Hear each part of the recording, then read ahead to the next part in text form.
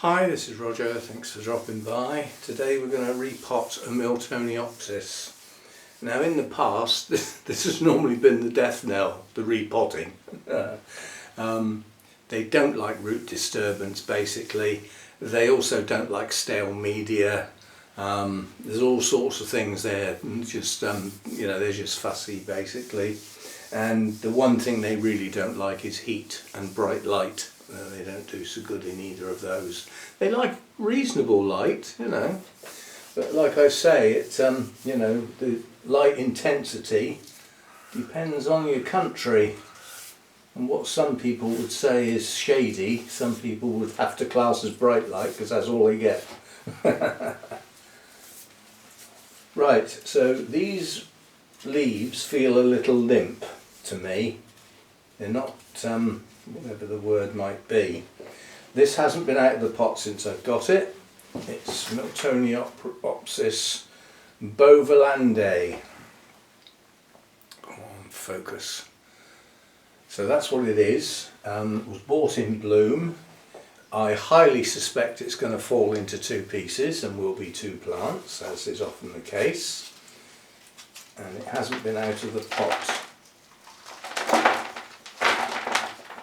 Right, well, it's in bark. So this looks like it's been lifted out of the traditional media that would be used by the mass producers abroad in Europe and put into bark. It smells a bit stale, and a lot of these roots were round the top of the pot, so not able to do much.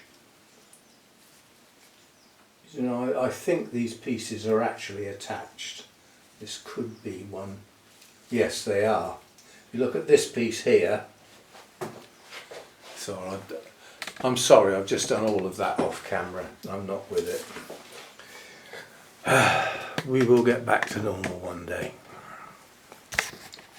Right, so we've tipped it out the pot. nothing much to see there, but that's done. And then I've just teased away the bark. And I was just discussing whether this is multiple pieces. And if you look down here, this bulb here has a rhizome, and this bulb here is on the same piece of rhizome. So although this piece looks like it's separate, it's not. So I do believe this is a single plant. Now we have a single new growth just starting in here. I'm going to tear the sheath so that if we get some new roots they can get down into the media. I suspect that's the only new growth around. There's a possible sign of another one here. Just down in there, there's a possibility of another one. Whether they both grow or not, I don't know. And then this growth here, which tentatively looks like a new growth heading up to maturity, but that could be the results of a bulb that was produced between seedling and mature bulbs, and that's as big as it's going to get. It's got no active roots growing. The whole plant has no active roots growing. And it has a central core in here with nothing but dead roots on. I'm just going to take that right off. So we'll just take that off at the base. There's no live roots there. And it'll just clutter up the place. Right, so that's what we've got. Now, a lot of these roots are old and tired, but they're not dead. They haven't gone all papery and stringy. Some have, but most of those came off with that thing. So in theory these roots are still capable of hydrating the plant. The problem with Miltoniopsis is they need to hydrate, but they hate being soggy. They hate a soggy base. The roots just rot. They're your typical cloud forest dweller, which means their environment is always wet. the whole environment, the air, everything around them is dripping and they're just wet a lot of the time. But often in those cloud forests it dries out later in the day. The mist clears and the sun comes out and they have a chance to dry off. And the trouble is we try and replicate that, and so we keep them moist but they never get a chance to dry out because we haven't got the right environment. And that's what does them in. So I'm just taking the sheaves off. I don't like leaving them. They hold water at the base of the plant. So that's what I've got. These are not active roots, but they're not dead. Is that what I think it is? No, so I thought it was a snail. It's not. Jolly good. Right, so we'll have a clean up. I shall find a suitable pot, which this isn't. I don't reuse those. I always put the stuff in a clear pot, then put it in the black pot to stop the algae growing. So we'll have a clear up and I'll be back. Okay, so what I've got then is I've got some of my medium bark in the bottom of an air cone pot. Yeah, so we've got ventilation coming in at the base. That's really to stop the media at the bottom of the pot staying wet too long, because the moisture can escape through the air holes. Yeah, it also gives good drainage. And for my main mix I've got my smaller bark, although sometimes it doesn't look that much smaller.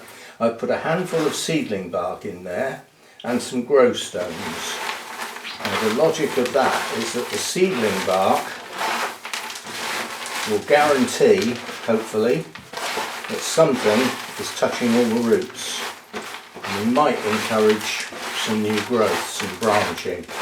It is a branching root system, although in the main it doesn't. If the root system on a Miltoniopsis is growing really well and it's happy and it's in good media and everything, it will just grow roots straight out into the media. And that will be enough for it. Because you have to bear in mind, you go back to this cloud forest environment, doesn't need lots of roots. Everything around is just moist, including the air, most of the time. So, you know, it doesn't need huge root systems. Anyway, that's what it's going to get. Right, so we'll put some in the bottom. Now we've got a large root system going into quite a small pot. And the way to do that is to tuck it all in gently, as best you can, and then twist the pot. And it seems to draw the roots down in. And it doesn't bend them to any extent, but it's quite a small pot. I want this to be potted quite tight. So that's got the roots in there. The plant can sit quite high up. Now we've got to try and fill up all these gaps. That's not going to be easy. It's quite a large root system in a confined space. So we'll get some in there and do a lot of tapping. Hopefully most of the gaps will get filled up naturally. And we can add some more, carry on doing the same thing. It gradually draws the media down without pressing. Too much pressing and you will crush or even break roots, so you try not to. Best you can, so you've still got to get the media down in the pot. Now I've got bark in between the pseudobulbs. I don't want that. I don't know why I'm getting it out yet, because I haven't finished putting the bark in the pot yet.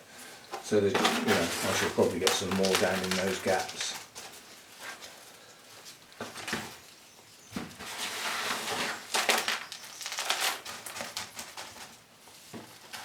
What are we doing here? Some exposed roots over this side.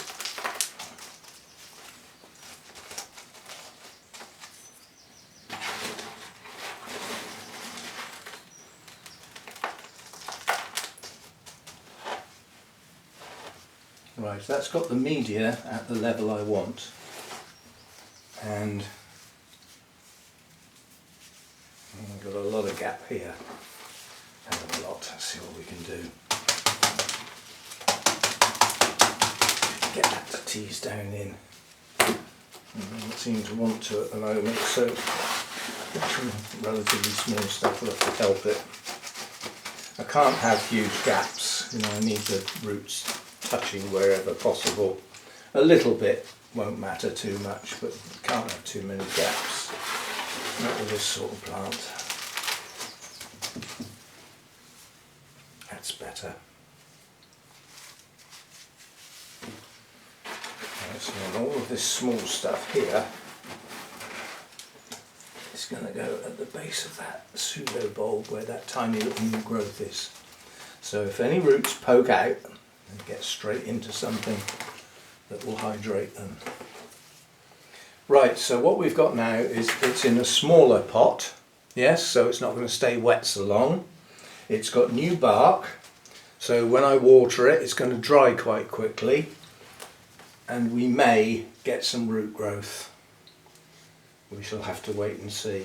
As I said, going back in my history of trying to grow Miltoniopsis, many, in fact most, have died as a consequence of the repot. But this one at least is starting out with some nice plump bulbs. A lot of the others have been in that coir stuff, and the roots have started to go and the bulbs have started to shrivel before I got to repot them. So they're already going downhill, and the repot becomes a recovery, and these don't recover very easy. The best way to keep these going is don't let them go downhill in the first place. Keep your eye on them, and if there's any signs of dehydration and shriveling bulbs, get them out of the pot and find out why, because the reason will be in the pot.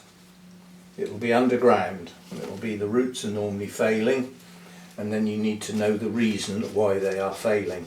You need to analyse your plant, your media, everything that's going on, and try and work out why the roots are failing. And if you catch it before they've totally failed, you might be okay. If they've already failed and you've lost your root system, I would suggest that in 99% of the cases you've lost your plant. They don't come back very easy. Right, now I will give this some water, and then I won't give it any until I see it getting quite dry, and we'll see how we go. So what I need now is a black pot, and we will get that watered. I've actually got some, that water's, I've got a feeling that water there has actually got, yeah, goodness me. I don't know what that's left over from, but the TDS is 500. We won't be pouring that on the Miltoniopsis. That'll get watered down dramatically. So I'll go and get some water. We'll get it watered. I'm going to keep the same label, simply because it's okay, it's clearly readable, and as I said, under normal circumstances, in 2 or 3 months this plant will be being thrown out because it will have died. So it seems a bit pointless doing a nice shiny one of my labels using up my stuff. So anyway, that's a Miltoniopsis. Cloud forest dweller, likes it cool, likes a buoyant atmosphere, it doesn't like a heavy atmosphere. So if you've got a really moist atmosphere, you'd need air movement, you'd need to create a buoyancy to keep them happy. They don't like, heavy, still air. They don't like heat and don't go mad with the light. They're in the Oncidium alliance, and they often get sold as Miltonias. And Miltonia is a totally different plant altogether. It might sound similar, but they're not the same thing. For a start, there's only half a dozen Miltoniopsis species. I think there's either 5 or 6. That's it. That's all there is. Miltonias, there's loads of them. Loads and loads and loads. And an infinite number of hybrids. And the Miltonias get used very frequently in hybridization to get the intergenerics with the likes of other Oncidium types, brassicas, all that sort of stuff. Miltoniopsis don't get used quite so often in intergenerics. they tend to pull down the strength of the plant, whereas the Miltonias push it up. So there we go. We will see how it does. It stands a chance. It's got a little new growth, and it's got some roots that are not active, but they're not dead, and they are viable. So in theory, they will carry on hydrating that plant, providing they don't get soggy. Yeah, if they get soggy, they'll start to rot. So providing they get enough moisture to hydrate the plant and stop the bulbs starting to shrivel, this could well do okay. Cross everything. That's what we have to do with Miltoniopsis. Anyway, that's it, and I'm not sure what's coming up. There won't be a video tomorrow. I've got my Orchid Society meeting tomorrow, and I'm up the flipping front again with all the kit, so I've got to take literally all the kit in for a 15-minute video. But yeah, that's my bit, that's what I do. And luckily there's an assistant treasurer that can sit at the back on the treasurer's desk if anybody wants to pay any money for anything. We've still got some outstanding people who haven't paid their subs for this year. Some of them won't. They're not going to renew, I'm reasonably confident. And some may. We shall have to wait and see.